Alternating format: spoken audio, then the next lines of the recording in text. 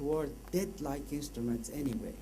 What we have to continue to hammer away is that while these are useful, they are not going to play the roles that at least a lot of scholars see as the role of Islamic finance in terms of economic growth, in terms of additional investment, in terms of creating jobs, in terms of reducing poverty. That is now a neglected area, not from the theoretical point of view, but from the side of the market participants and on the side of financial engineers and innovators. And this is what worries a lot of us, is that without a government impetus, without the government's energy now, just like it was in the first instance within the framework of Malaysian paradigm, that we're not going to develop equity instruments. And I think it goes back to the first information that was appreciatively given.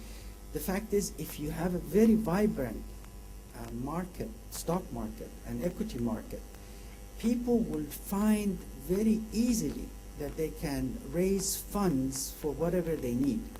We really have to ask ourselves, what is debt financing for? It's convenient, it's safe from the creditor's point of view, but how much will it do in terms of reducing poverty, allowing risk sharing in the society? Never make a mistake, no matter how we cut it. A debt instrument is an instrument of risk shifting. It's not an instrument of risk sharing. What we understand that Allah subhanahu wa ta'ala ordered us to do is to share the risk of this life together. I can go on talk about what we see from the Quran. There is absolutely no question, because you have to start thinking that from the morning you get up, you face uncertainty and you face risk. Sometimes uncertainty becomes so difficult that it becomes no longer uncertainty but ambiguity, because you don't have enough information. You can't make decisions. Not being able to make decisions, given the fact that the Quran says that human beings are impatient, it creates anxiety. And therefore the question is, why does Allah subhanahu wa ta'ala create? Because He creates everything. Why create uncertainty? Why keep every human being at the very edge of risk and uncertainty? Because the Quran also talks about the whole purpose of us being here is basically to be tested whether or not we do what Allah subhanahu wa ta'ala asks us. And what He asks us is share the risk of this life, just as your creation was not possible unless you come to me as one united whole. And so this is the objective of our life on this earth. So if you continue to devise risk instruments that shift the risk away from yourself and give it to somebody else, you have not helped the objective of Islam as we understand it.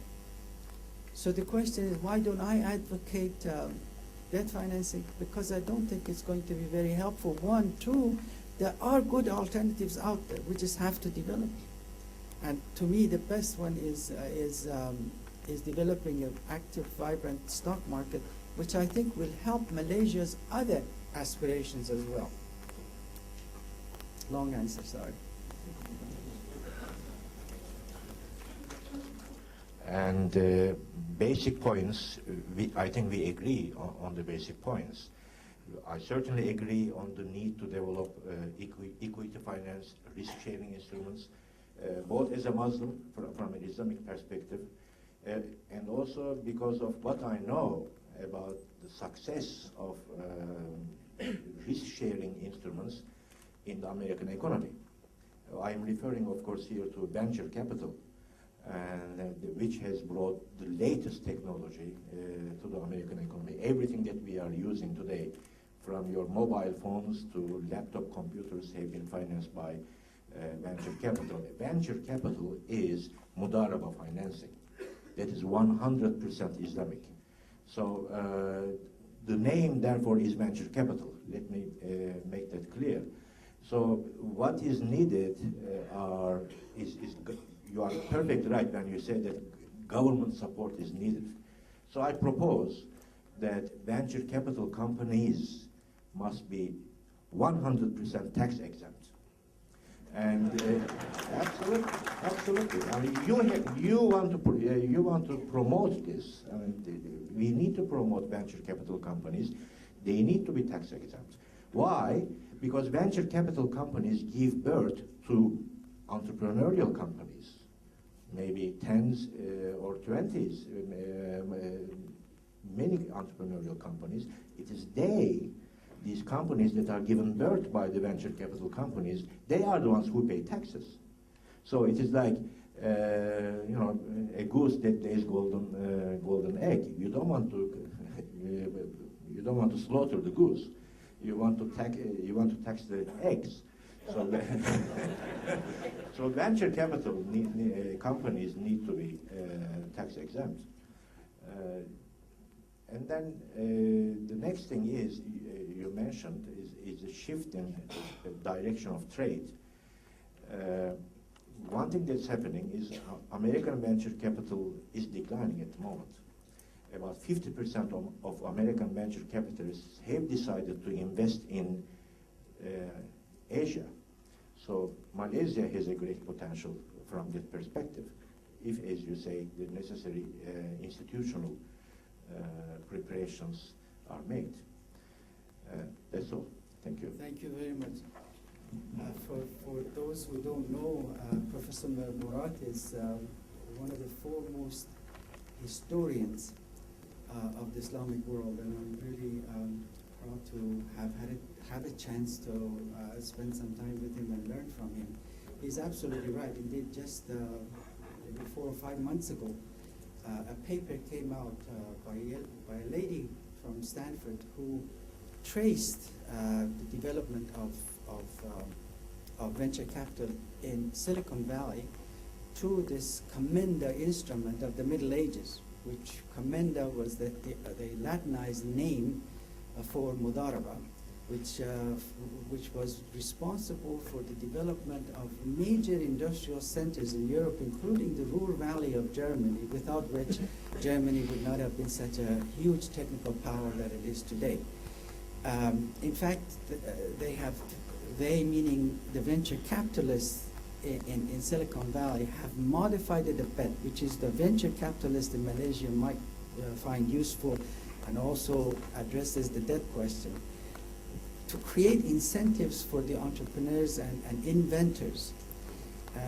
They have now a financing technique which finances the venture by preferred debt issues, debt instruments, meaning that they provide the money as debt without interest.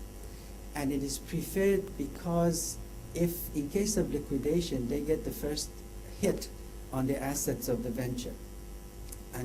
But they have an option to convert it to equity as soon as the venture takes off.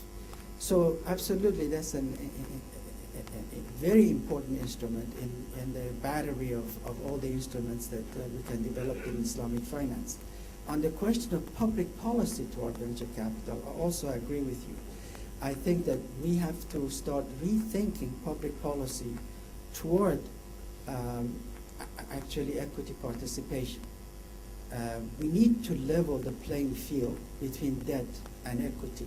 If we can't create incentive for equity, at least not to harm them, because as you know, in many economies, equity is actually disadvantaged because they're taxed twice, and where interest rate actually is allowed to be written off. And so, and there are also administrative, legal, and regulatory biases toward debt and away from equity.